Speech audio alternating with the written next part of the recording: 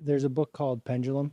Mm, Pretty interesting book. It talks about kind of the ebbs and flows of Hey, society. dude, I feel like everybody's right and everybody's wrong. 100%. Why is this important? Why are we even going here? He's helped a lot of guys. He's also not had success with a lot of guys. Come in with a purpose, and they're very intentional with what they do and how they do it. From the majors to the sandlot, baseball and softball share space in one place. Welcome to the farm system. And it's like a 20-year cycle. So it's 20 years up, 20 years down, 20 years up, 20 years down. Mm, And I think the cycle that we're in right now, if you look across mm, just society, with politics, with everything, Yeah. where the trend we're in right now, and they went back and tracked for hundreds and hundreds of years. Yeah. This cycle. We're in a phase right now where it's beneficial to be polarizing. mm, That you have to have these bold, strong opinions. You need to be divisive mm. to create your audience. Yeah. So we're going to be going down, like, we just started that Yeah. era, Especially with and it's just social getting media. started. It's just getting started. Yeah. It's not even a social media thing. I think social media makes it more broad. No. It makes it easier to be accessible, but it's it's more like the same gasoline. pattern. Yeah, that's what I'm saying. Yeah. It's more like gasoline. The fire was already there. And that's Yeah. why I think when people say that all the time, like, again, I don't like to weaponize like social media in the same way. It just exposes things that were already underlying that now we can just, again, same thing. We're reaching more people. Like, again, it's like a company. Like, great, you have 10 employees, you're gonna have certain problems. The other problems might already be there, but if I amplify that by now you have 10,000 employees, well, yeah, those problems that were really small are now a big deal. And that problem that was $10 is now, $100,000. And like, it's like now that's all, like these are bigger problems now that we have to address or whatever that looks like with scale. So I do think in the same way, and we talked about that of like having more real conversations. Like I like to have, and I would love to get to a place where, again, I'm inviting people on where we're having, disagreement. Obviously there's certain ways where it's going to be healthy disagreement and there's going to be unhealthy disagreement where we're really not getting anywhere. But also with that being said, it's not necessarily always the conversation. It's everything that's found in the inner making. And for example, one thing I meant to say to you last night was the book that I sent you is, I'd be interested in your take, but I highlighted so much in that book already about not the main ideas, but how they disagreed and how they spoke to each other at the beginning of their letters and at the end of their letters, and how they always came back to center. And it was like, it's not personal. We're discussing ideas and we don't have identity of these ideas. And also too, if I'm wrong, like I'd be interested. I'm more interested in the truth than being right. And, when you get there, and again, it sounds simple. Everybody would agree with that. Like, oh yeah, of course, I'm more interested in that than being right. And sometimes I think it's funny because I've heard people weaponize that of like when they're talking to people, it's like, well, are you more interested in being right or are you interested in knowing the truth? Meaning that like, I know the truth and you want to be right, when meanwhile, a lot of times it's projection from the opposite side, right? It's a healthy side from like each way, that I think is, interesting in there. And I just think it's a, unique place where like I want to do that, farm wise. I like having those conversations along with it. And also too, like it's okay to have like passionate debates. Like at the end of it, like I'm not really mad at you. Like I'm not like, it's more of a thing. Like if you disagree with my information or how I delivered it or whatever those things are, a lot of times too, it's more of like a personal thing as well. Like, maybe I'm triggering some things, some issues you had with your dad, or so maybe I said trigger some stuff you had with your cousin, or whatever these traumas are coming from, these things you might have had in your past along with it as well. And like I get that. I mean, at the end of the day, there's no avoiding that. If I'm exposing some of those things, maybe I'm bringing awareness, and you can unpack your shit just like I did. It's all good. Like or continue to do. Like it's all good. But I do think it's it's an interesting place of like where things are going, and also too. I think it's also a deeper place of like the bigger scope of like our saying is like when you start to see the need for everybody to run down their own branch rather than destroying that. Well, like, yeah, but they're missing. It's like, yeah, but like there's a reason why that guy is a leading expert in the world on rocket engines because of that's his thing. And like, yes, he sees everything from more of that lens, or he sees like X, Y, and Z, but like it's came some profound breakthroughs when, again, coming into like making the rocket, and like we need that expert on those things as well. And also, I think encouraging in the same way as that, I think some people get shunned away from that because it's like almost in the same way. In some ways, I feel like it's like being encouraged to be a minimalist, right? Where it's like, don't get too deep anywhere, because you're like, okay, I think I'm leaning a little too far this way or whatever those things are. And I think Yeah. it's an interesting dichotomy there of like figuring out what that balance is. It's I mean, this is kind of what Pelotero is all about. Mm. Is how do you scale individualization? How do you scale going to depth with individuals? Because if you do it the traditional way, you just can't deal with that many players. At the major league organization, how many athletes are they actually working with, and can you go that deep with each Somewhere individual? around, usually around. Also, can that player handle the depth? Mm. Is it, are you oversharing with that player and now they're thinking too much? So how do you balance all that out where you have these investments that you're trying to turn your minor league player into a major league player, because that's when they actually become valuable. So if you're doing things that, it's funny because you're going to do some stuff that works and some stuff that doesn't work no matter what. So figuring out how to go deep enough with each player, give each player what they need, and just balance it all out. It's a big challenge. Mm. It really is a big challenge. Well, I think, and that's the thing, is along with it is like, you look at these tools like any other tool. Some tools are more valuable than other tools, and some tools are less valuable than other tools. And I think on the same sense of that, interested where, like, obviously, like I said, where me and you've had a lot of conversations of what a lot of these things look at scale, because obviously in the same thing of like personal experience, like consuming of things, like again, you can look at it whatever way. It's like, oh man, like, oh, it could be taken so out of context and all these other things, and this could really hurt the community. Like, yeah, everybody hurts and helps in every different way. For example, like I'm reading John Maxwell book or whatever that is, right? Like he's mentoring me from afar. I'm reading your book and I'm like, okay, he's mentoring me from afar. But also with that being said as well, it's like, well, I'm missing a lot of context. But at the same way, what an opportunity. On the same way, it's like for example, like that led me down a different path that really created so much other insight. But like at the same time, yeah, like could it also lead me down some bad paths too? Like sure. But also, with that as well, it's like that's all an opportunity and part of the journey where I think when everybody gets in that mindset where I'm trying to go like 300-0 compared to like, again, along with that, like my losses, it's that duality that you need. It's like the losses are also what create the wisdom. And like you can't avoid, because you're also then therefore avoiding the wisdom. Like you have to have both. Like you have to have the duality of having both of those things. And you're not trying to go 300-0. It's like, I want to know a guy that's took a lot of L's. Like that's why I think also too, subconsciously we value like the gray hair and some of those other things. It's like, okay, he's been around long enough to like, he's made a lot of mistakes. And I remember having that conversation with hitting coaches I've had before. It's just like, dude, like you haven't fucked up enough hitters. Like you need to fuck up more hitters and like figure out how to fix it and like where you messed up, why it's too far that way. And again, like that's great. Even if your first 3 hitters hit, great. You're going to have a whole bunch that don't. And when you don't, and like how you figure that out and what that looks like, and also too, like, again, what that looks like to do it again and do it again and do it again. And with, the more you learn from that side, and that's a whole nother thing, you do all of that. It's a whole nother thing where, I've kind of stepped in this other places. Like I'm not only trying to educate my hitter, like I don't even need really social media for that side of like, but now you're going into like general public and so many other people, like you're coaching coaches and you're coaching organizations and you're coaching like your infrastructures and like all these other things that are coming in.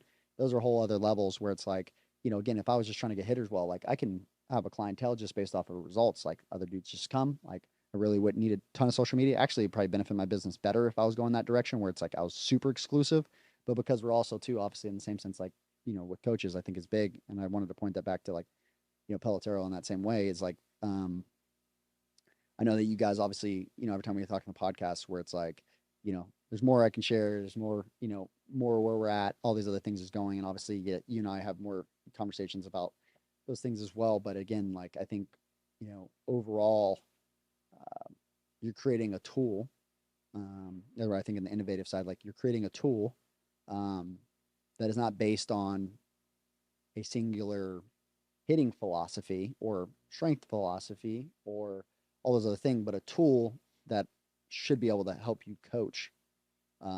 Should be able to help you coach, and the intent obviously is to help you coach and more efficiently, more effectively, with more numbers of players to affect more people. And at the end of the day, yes, just like when we do somebody remote training, is that better than you being here in person? Like, no. But at the same time, the same thing as well. Like, is it better than, farm boards, for example? Like, it's a tool. Do we use it on every player with every rep and all that? Like, no, we're the creator and we don't do that either. And also, too, I probably have more tech than most people. And again, along with that, like, I don't use it for every rep. I honestly, too, again, use it a lot less than people probably think than we use it. But we do use it. And again, I do have some great insights going from it. But at the same time, knowing at the art of coaching is knowing when to use that tool and when not to use the tool. Like, it's an awesome, expensive tool. It helps me greatly in these other ways, but also too, it could also be misused or overused or whatever that looks like. And like, I think the main statement, like you said as well, it's like, okay, well, technology should be used to, for me to have less work, right? It should speed things up. It should make things easier. It should be do these other things, where a lot of times where we've had technology is it's added the opposite way. And anybody that's kind of used tech, and I'll let you Yeah. add up more, because I know that, a lot of that you've talked through. Yeah, tech historically has just created more burden for the coach. They have to spend more hours. They have Yep. to figure out what it means. What we say internally is we have the so what problem and then the now what problem. So first time you get on a force plate, you're looking at all these numbers. So what? Is there actually anything from a force plate that matters?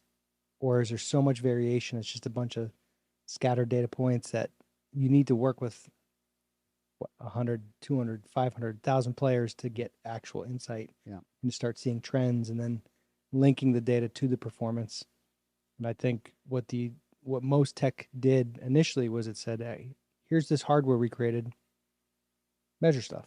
Here you go. We're gonna let you measure stuff. And then you get the numbers back and you're like, I don't know what this means. Mm-hmm. I don't know if this matters. So it's the so what. I think a lot of the so what questions have been answered. There's certain numbers that matter and there's a lot of numbers that don't matter. It's like, yeah, you're measuring it, but maybe that number is dependent on the pitch location. So, or we don't, unless you're tracking the pitch know location, yeah, to know if it's important or not. Like, it's not useful for me now. right. So a couple things that we do is we try to focus on things that will never change. That's a Jeff Bezos Amazon thing. They focus on lower pricing, faster delivery, and having the best options available. So like, why are they doing drone deliveries? Because they want faster delivery. Like, they're going to go down every rabbit hole to make things faster to your door. So when it comes to the tech with hitting and with any tech in sports, you have to figure out what the numbers mean and why they matter. What Pelotero does is we automate that process. So as soon as you plug in that number, and this could be my translation of those numbers, it could be yours, we can customize it, but we're going to translate that data based on how it's actually applied. And then that application is then tied to the hitting drill and the solution for how to fix it. Yeah. So we can customize it for anybody, yeah, which is really cool. We're not trying to be right. We're providing a platform. We will have our own stock in-house stuff for what we believe, but we could build out a full farm system, yeah, instructional model, no problem. Yeah. It's about the one thing I always say to people is like, let's imagine you've got access to every drill in the world, every piece of tech, everything you could ever imagine, every drill ever created, you have available to you. You get an athlete standing in front of you. Which ones are you going to give them? That's the problem that we're dealing with. So you go on Instagram and Twitter and you can find every drill and bookmark them and create this database. Yeah, you got every drill in the world. Yeah. Which one are you going to do? Now what? How are you going to do it? So that's the second part. Is the now what problem. So if you have a database of drills and they're all organized in a way that's actionable, it's like, how are you going from the assessment data collection process to the drill? So we automate step one is you have to translate the data. Step two is you have to apply the data. And those two pieces are what we automate. And it's really fun because I don't want a coach to have to look at a spreadsheet unless they want to look at a spreadsheet. I don't want you to have to look at a graph unless you want to look at a graph. Because if you've spent the time to look at the graph to figure out what it means, you've got an algorithm or you've got rules that you've established in your head that if I see this graph, if I see this go up at this point in time, that's what it means. Automate it. Yeah. If that happens, if the chart does that, that's what it means. Here's the drill to do. So you automate it. Yeah. And Which I think is originally when we talked about earlier in the podcast, what people think tech does is like what you're creating, which is I think the national evolution of technology, right? People just say technology. That's a lot of things. Like for example, like it's the natural progression where like we first have to be able to measure things, right? We first have the okay, Mhm. c- quantify it, right? Okay, well now it's important. Okay, and some things from there. Obviously, you're gonna have a bunch of different camps. Everybody's gonna teach different thing, the other thing, and then also too, you're gonna have the organization and trying to get all these things to work together along with it. You're also gonna have a lot of resistance in that same way because the industries and again all those businesses are going to try to do everything they can to not work together because they have their own niche and they business wise it doesn't make sense for them yet until it makes sense for people. Then again I think incentivize them that's to what's actually happening now. exactly. So Now they're starting to work. because each piece, like I said, a bat sensor only looks at the bat. It Mhm. doesn't know what the body's doing, doesn't know Yep. what the ball's doing. Yep. Launch monitor, a hit tracks, a Rapsodo, a Yep. flight scope, a TrackMan, a Yep. Yakutech. It only sees the ball. It doesn't know what your body's doing. The sensors or the camera based stuff that we're doing now, it only knows what the body's doing. Mm. So if you don't put all the pieces together and you don't have the right context, Mm. you're not asking questions that are relevant enough to provide the solutions. Mm. So yeah, you got a bat sensor, great. Can you make some safe assumptions based on that data? Yeah, you can. Is that the best solution available? No, it's not. Mm. So the more, because one of the biggest questions we ask are like, oh, should we do the mocap or should we do a bat sensor? Mm. Like, do both. The more we know about you, the more customized it gets. For sure. But the industry as a whole thinks, oh, we only have to do this or we have to do that. Mm. It's like, no, dump it all in, dump all the data in, Mm. and then each player's priority will rise to the top. And that's what they're going to get drills on. Yeah. So as a coach, all I'm going to do is say, hey, build a template that says, give me priority 1, priority 2, priority 3, horizontal priority, vertical priority. Yeah. Like just plug in what you want for that player. The data it's actual data driven. It's not just bucketing. Yeah. Which a lot of people are doing bucketing, which is better than not bucketing. Yeah. But it's still not Yeah. the best it can be. For sure. And I mean, also at the end of the day, too, you have the natural progression that, hey, here's the thing as well is like, still behind all of that, right? There's a human telling the computer what to look for. Mhm. Hey, this is what I think. This is what I hear. This is good. This is not good. All those other things. There's progressions inside of that. The prescribed drills that are being picked of why you should do those things in X, Y, and Z are based off of the foundational thing. That's why we have everybody come in house. They have to do an eval. It's just like, I'm not working with you before we do an eval. We have to come to common ground before we can go to higher ground. We need to understand why we're working on what we are. For example, the same thing, like you talked about, like the hinging in the front hip. And that contextual side of that with that hitter earlier is it's not that I was trying when he went to go do a full swing. I'm like, hey, try to hinge. What I was speaking to him is like, this is why we're doing this drill because you have a hard time doing hinging into your front hip. And so we're doing this drill specifically to help you be able to access that range of motion and to be able to do this move. When you're hitting though, like we may not think about it at all. We're just doing a drill and like you need to understand like why we're doing this in the first place. But again, like tying that back into the same thing as well. It's like, hey, like again, I know people again across the world, right? Like maybe again, we have people call us all the time, like Australia. We have, what did somebody call from the other day? The guy that was Japan or something like that. Taiwan, right? Like again, we have people call like, I want to fly all across the nation because I want to like work with you in person and blah, blah, and I learn all these other things. Well, it's like, again, obviously there's a lot of other people probably in Taiwan that would love to do that, just can't financially afford to do so. But again, they have access to some of these other things where they can just like a book or just like a thing. It's another natural extension of great. You want to train with the farm, you want to train with X, Y, whatever that company is, right? You want to train with me, which again is like the basis of like why you created Pelletera in the first place. It's like, okay, hey, you want to work with Tewksbary and these X things? Well, like I can't work with everybody. And also too, I'm actually going to fail you as a coach, even though not because of my knowledge base, but because of my availability in the sense of I can only see you in this limited amount of time. I know almost become like a doctor where I have so many people that I'm seeing that I have to make really quick, fast judgments. And again, I might have missed something because I just have to move at such a scale, which like I need technology to help me there, or I have to turn people away, which again, am I helping you in that same way because I'm turning you away? And so you're coming up with like solutions, obviously, to those type of problems and also giving people access in ways that only technology can give you access to. It's like, it was a game changer when we can start video chatting with one another. It was a game changer when we could start sending emails. It was a game changer when we could start mailing over distances. It was a game changer when we could start doing some of these things. And again, like technology isn't always again, like just like when the internet first came out, like we didn't understand how pivotal that was going to be to our society and how people downplayed it. It's like, well, can I just do this? Like, can I just do this? Like, why do I need a text for? Like, why can't I just email? There's a really funny Twitter account that I love, and it's like pessimistic history, Oh, and it's like the bike is gonna ruin society. People are gonna. It's like a bike. You're mad about a bike, or For sure. the telephone is the devil. It's gonna Yeah. it's gonna ruin the world. That you Yeah. could talk to people. It's just hilarious that Yeah. they have press clippings from the 1920s saying that Yeah. certain tech is gonna ruin the world. Well, and I had to break through this, just me personally as well, on the same sense of like for a long time, I really didn't like remote training, or like I didn't really like training anybody if it like wasn't in person or any of these other things of like, well, like one, I had too much identity tied in like the results I can get a player, and like, again, if like someone's gonna work with me, I wanted to say that they worked with me.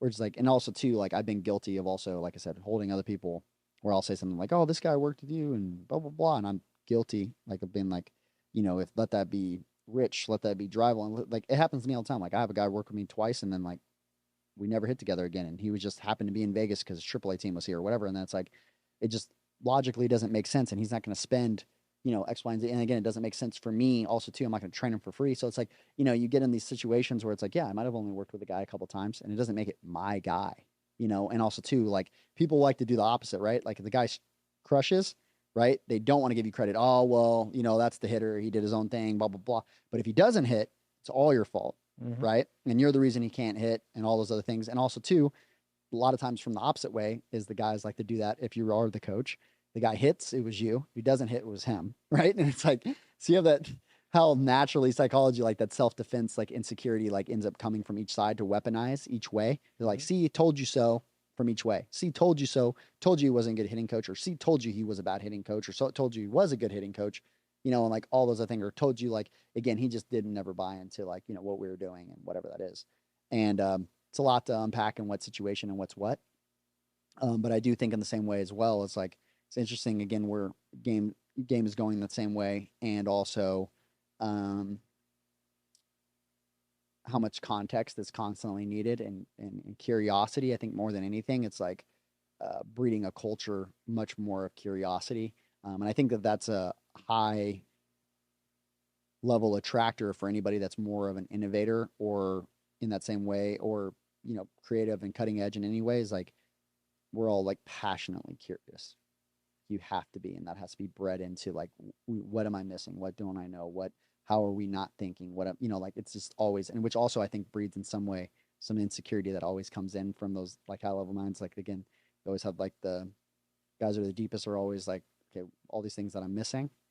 I know I'm missing so much, and so a lot of times you end up saying less. And then also on the opposite side, you have some people that it's like the confidence thing we talked about. They end up saying more when they actually know less, because it's like why aren't people saying these things? Well, it's just not that easy. It's just not that simple. There's a lot of stuff that I've struggled with in the past with what to share, how much to share, and I try to be very conscious about what I put out. Like I haven't put out swing information in a while, like real depth with hitting information, because I don't have time to work with hitters, and I can't. I really am limited with how many people I can build real relationships with to be the hitting coach, to be their guy. Yeah. And even if you have the knowledge that could really help them, it's like, am I your best hitting coach? If I'm just going to take you apart. Contribute, yeah. If I'm going to take you apart and not be available for you, to be consistent for you to come and hit with, it's like, am I your best resource? Even though it's not the knowledge, it's the availability. It's all the other things that go into like accessible. Like, again, can I be there for you throughout a season? Can I what does that look like? And I think in a lot of ways, like there's all these other depths you have to take in, rather than just being like, well, like for example, if that AAA guy or whatever, it's like, well, like, could you really help him if you don't have the time to do that? And also too, if your heart's like, you're in a hierarchy, put other things in front, naturally in front of just his development. Like you have all these other layers that are in front of that, that, again, he might come 10th, out of all the things that you have prioritized. And it's like, I might make you worse, or like, it's just things that it's not that simple. It's just not that simple. Yeah. I think you got to be really careful with what you put out. That's one thing I've learned, is you got to be careful. And there's things about the swing that I'm big on right now that I don't think they're different than anything I've ever taught, but they're just more More depth. layers and just more depth Yep. to it, and that makes sense. And I know if I put stuff out, if I send an email to my email list, how much work that creates for me. Mhm. That you got to spend the time Question. replying and answering Mhm. questions and dealing with stuff, and I just Mhm. I don't have the capacity for that right now. Mhm. So Yeah, I, to it's be just, you gotta fair, be careful. I'm gonna be too. I tell people this all the time. Like, yo, if whatever I give to you for free is a gift, dig your own damn holes. Like, if you want to learn more about it, like, I'm also not. I don't feel purely responsible to answer every single one of your questions, especially when I gave you the route or the path that I'm looking in for free. Like, if you're paying me, and also too, just because you're paying me $10, right, doesn't mean that you own, every conversation I'm going to have, or you subscribe to my Instagram so that for $5 or whatever, like, I'm always available to you because you pay me $5 a month or whatever that looks like. And again, I think at one point I had some real holds on there where it's like I felt like I owed people all of these things. And then I get to the same thing too as well. It's just like, hey, like, this is the service that I provide for this thing. And if it's free, like, you got to take it as an opportunity, as a gift. Like, and I remind people of that on social media all the time. Like, oh, well, you didn't talk about this and you didn't, blah, blah, blah. It's like, yo, like, I don't have to give you shit. Like, I don't owe you anything. Like, this is all a gift, an opportunity. Like, again, I didn't get to study you and you post all these other things. Like, this isn't owed to you. This is an opportunity that, like, thank you for sharing your thoughts. Thank you for even pointing me down a path. Thank you for eating these things. And like, from a place of gratitude rather than a place of like, again, like, it's so funny because then, yeah, as adults too, everybody wants to do things as like, you feel entitled that, because again, the same thing that like, I owe you something for your comment, and like Gary Vee kind of talked about that at one point where it's like, he'll be on the street or he'll be with his family or something like that. And people will get mad when he doesn't, like, every moment he's not available for them. And these things is like, dude, like, I don't owe you a conversation. Like, I don't owe you these other things. Like, again, like, I'm giving myself willfully and all these other ways of where you can consume me, books and all these other things, like giving you access. Like, you could have none of that, and try to figure it out on your own from scratch, just like I had to do. And so, and not from, and the same thing, like, I had opportunities that other people before me didn't have to have. And I think in the same way, when I get into a place as entitlement, it's like, like, you don't need to pick up the phone. Like, you don't need, like, we don't need to make a podcast. Like, we don't need to do those other things. Like, yes, obviously there's, they're giving you your time and these other things, but it's like, at the same time, it's like, again, that's like me expecting on the same, like, you don't owe me a view. You don't owe me a share. You don't like, like it's not, it's each way. It's like, this is a free resource. It's a gift that you're getting for free. For free. You paid $0 for things that might have taken me 20 years to figure out, like, or insights or things I've gotten away from. Yeah, and on the flip side of that, I think if people are investing their time, For sure. that's where they feel, because I think that's, I mean, our most limited resource is our time. Mm-hmm. So if they're pouring their time into something, trying to learn, trying to go down, Agreed. that's where I think that Well, but I think the animosity can grow from that, because they're like, oh, I'm reading everything. I just have a simple question. yeah, To but them, it's a simple question. But it's, yeah, and I tell her that all the time too. It's like, people want to give me a phone. Hey, I got a 10-minute phone. It's like, bro, that question leads to another question, which leads to another question, which leads to another. I'll be on the phone with you for the end of the time. We'll never stop talking, And also too, on the same side of like, if you feel like you're sacrificing, yeah, on the same sense, like, yes, you're sacrificing your time, but also too, you're binging Netflix, for 10 hours a day or whatever you're doing, 5 hours a day or whatever you're doing. And also on the other end of that as well is, I'm sacrificing my time to make the video, to do these other things to help you get along that path and all those other things. And also too, yes, if you're having to put some time in, like I had to put some time in too, to also get the information, package it, all those other things to like do the other side, is being like by me putting a service like within this transaction, like I've created something for you to consume. And you're right, like it could lead you astray if you take it the wrong way or all these other things. But like, again, it's free. Or it was $10. Mhm. Or it was $10 with all this other information that's stacked all together, that there's so much information that's here that, again, the only reason that it's $10 is because the only way I can create this is because I can't respond to hundreds and hundreds of comments and hundreds of DMs and hundreds of again, along with that. Or you might have to wait 2 weeks for me to get back to you, or you might have to wait, a month for me to get back to you.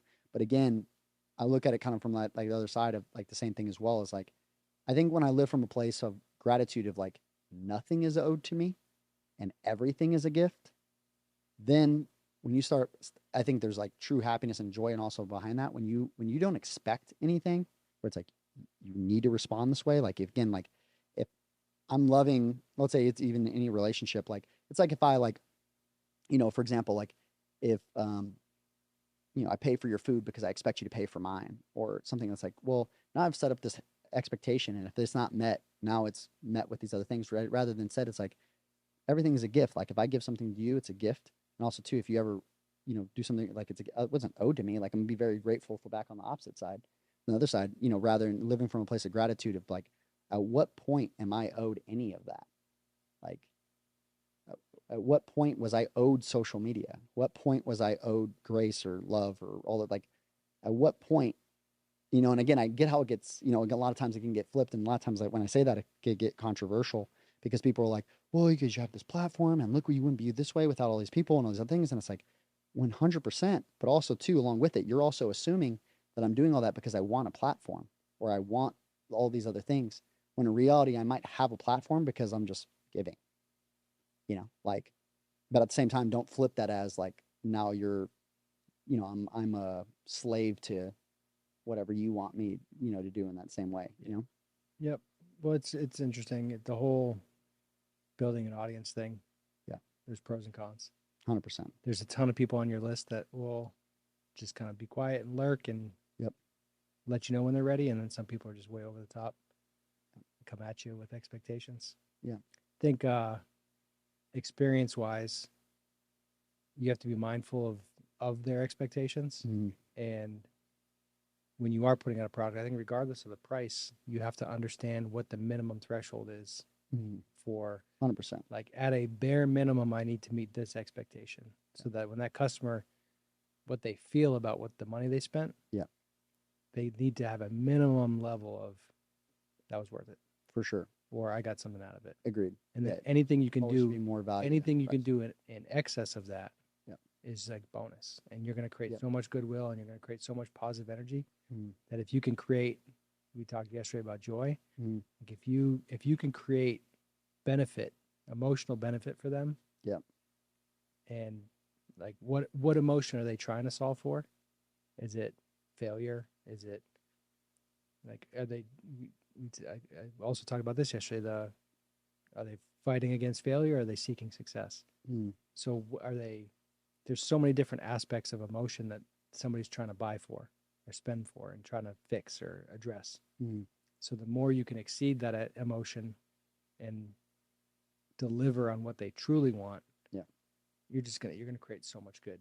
Yeah. That's No, and so I agree. I understand what you're saying, and I've been completely overwhelmed before. Yeah. After the Derby, I mean, overwhelmed Yeah. to the point. That's why Pelotero exists now, is because I got so just bombarded with stuff, and it was awesome, but I had no way to process it. I couldn't handle it. Yeah. So having that perspective and having that experience, like I know I missed opportunities all over the place because of that. I got to have experiences because of it too, but I got spread so thin and I couldn't wrap my arms around it. Yeah. I didn't have the tool to allow me to fix it and address it. Yeah. So I know like there's emails that I just never got to. Mhm. It's not that I didn't want to, it's not that I didn't try. I couldn't do it. Well, and I think also too, from the other end of that is like the same thing too, is like, comments, for example, like on social media. Like one, can't address every single comment that everybody ever makes. Like, again, back then, like an email or something like that. And it's so easy. It's even easier to send a comment. Like guy could hit me with 10 questions in 5 seconds, and again, that each one of them could take me an hour to actually break down and, do whatever. Right.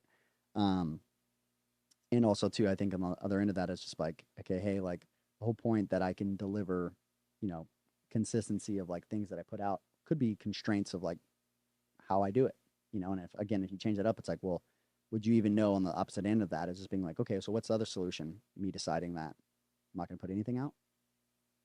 How much value did I provide you then?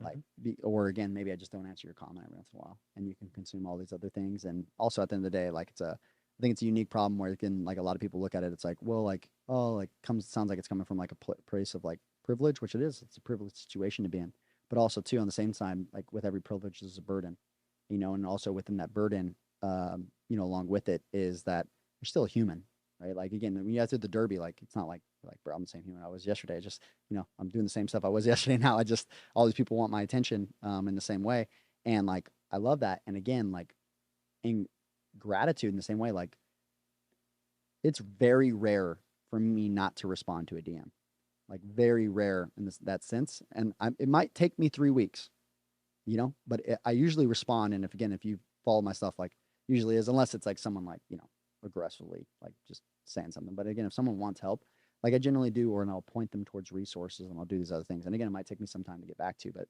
I don't say that from a place of like, I just say it from a place from the opposite side of like what freedom it can give you on the opposite side is to when you live from a place of like, I'm not owed anything. Like everything from this point forward, like if I actually got what I deserved, well, if you actually got what you deserve for, again, okay, what do you deserve for free? What do you deserve for $10? Like you paid for, a Gatorade or something like that. Well, do you deserve a MacBook for that $10? Are you mad now because you're living your whole life like you feel like you got cheated because you didn't get a MacBook for your $10? Like, and if that's all of a sudden your expectations are not met because, well, I paid $5 or I did things. It's like I used to talk about this with someone remembers at Planet Fitness.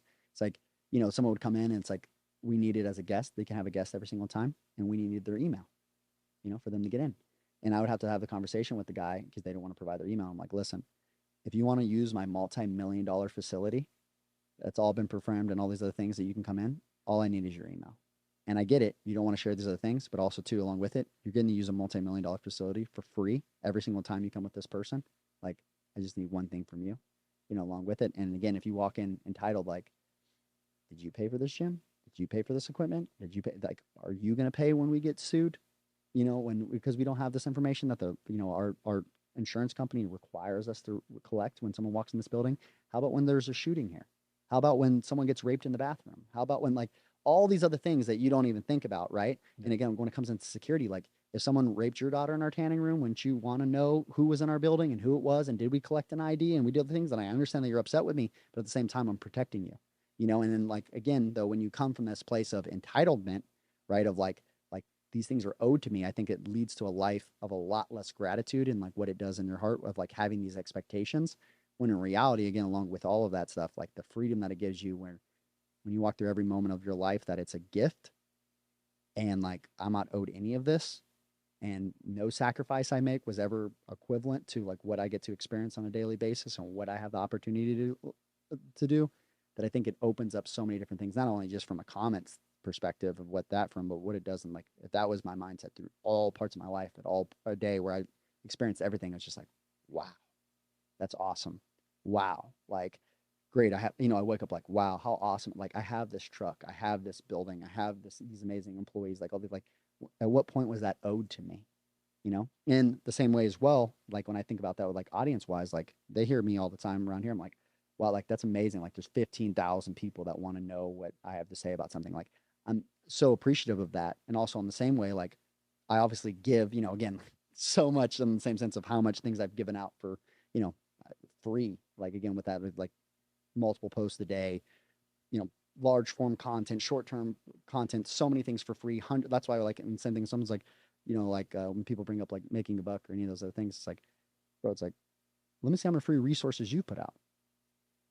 What I'm saying? Like, yes, there is a time and a place where, I ask for some cash or do whatever, right? But like at the same time, like, look how much free consumption is there to come and like grab. It's like we almost have 200 podcast episodes, and again, like, I know you guys the same thing too. It's like how much free stuff that you put out and also free access to that. So like anytime it comes from a place of like entitled from the opposite side, it's like, yeah, like I'm serving you, you're serving me, but like at the same time, don't expect me to serve you and I don't expect you to serve me. Mm-hmm. And it works both ways. Yeah. It's just, you could go any way with this with business. Yeah. Anytime there's dollars. I feel like in this industry in particular, there's very, very high expectations for what you get without a lot of pay. Yeah. Digital, especially baseball. Yeah, digital products, digital anything, subscriptions. Personally, I think there's going to be a ton of subscription fatigue with everything. With you can get Instagram subscriptions, and then what's the one, Patreon? Like there's so many ways that people are trying to get you to give them money, and recurring monthly is always awesome if you can get it done. Yeah. But there's just a lot of expectation. Yep. And people don't understand. If I'm putting out an article, it's because I've watched hundreds of hours of video For sure. to make that possible. Mhm. So Yeah, I think it's big. So, I mean, also at the end of the day, there's a lot of things that too, sure, even today, be interesting too with us working with you being around while we're training hitters. I'm sure it's going to lead to a lot of combos, and maybe we'll hot mic you, make some content also from that side of some of those combos. I think it would be good. But no, I think it's big from there. Been, like I said, I can't remember anybody that's done a 3-time on the podcast. So, and I'm sure this won't be the last time either. I'm sure we anymore. But anyways, make sure to go check out all the things that Pelotar is doing. Why don't you kind of give them some insight there again if they want to check out more of those things and kind of like more follow along. And I know obviously you're giving out so many other resources too. Why don't you kind of touch on that? yeah, on social it's Pelotero app, on Instagram, Twitter. I think TikTok is Pelotero Corp. But biggest thing that's going to be coming out right now is with our partnership with ProPlay. Is every account that gets created will get 5 free videos a month. So you're gonna be able to upload your videos. So you can do vertical jump testing, hip mobility testing, all through your phone, which is incredible. It's cool. So we'll have a lot of free resources. We have a little community app that we do. And you guys make a lot of content around a lot of different things too. Yeah, we do. We have a rule that if we have the same conversation twice, it has to become content. So if Chris has a ton of conversation with college players and high school players, I'm like, if you say the same thing twice, you have to write an article. No. You have to do a video. It's just, we need to scale our time. So that's a rule that we have. Yeah. The platform, we're kind of slow releasing it. We're not just broadcasting that's available yet, but if you find it, you can sign up and you can do stuff on there. We're still working through some bugs, but doing a big pilot program with colleges right now. So we're getting them all onboarded, and it's a powerful. We built a very powerful tool.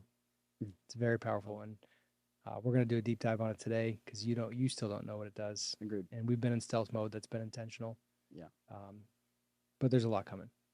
There's a lot on the burner right now. So yeah, it's gonna be fun. It's gonna be fun. Above all, it's just we get to help people. Yeah. And in the space, it's pretty interesting because people always ask, is this a business tool or is it a consumer tool, like B2B or B2C? Yeah. And this industry, you have, like, if our number one mission is to help athletes perform better, that's the number one thing, help athletes perform better. To do that, we have to provide tools for the athlete, for the coach, for the parent. So for the organization owner, for the facility owner, like the whole ecosystem needs to be served. So a lot of people don't fully grasp that part, but I think that's it's going to make it really sticky long term. So yeah, I'm excited. I'm excited for you to see kind of behind the curtain today, and it's fun when you show people they don't get it, and then they go, oh wow, and then they start getting creative with it. Yeah. So you're gonna it's gonna get your mind racing, which will be fun. Yeah, I think it would be good. Yeah. I know one thing too, audience wise. Today I was thinking about this is that on the last podcast I started this new thing where I wanted to pray out. That's how I wanted to end it. And so I was like, hey, lead me live bones of like believe in God, don't believe in God, like all do your thing. You can skip the rest of the podcast, all good. But on the last podcast I didn't pray us out. And the second one I forgot. So anyways, we'll pray us out real quick. Not a habit yet. We'll get going. All right. Dear Heavenly Father, thanks so much for bringing us here today and all the conversations and contextual things we got to talk through with healthy conversation. And hopefully I know that you'll use this to expand and scale in so many different ways and touch so many different people. And we're so thankful for all those things. And we just ask that you continue to use us to glorify your name. We ask all these things in Jesus' name. Amen. All right. Well, until next time, Farm System out.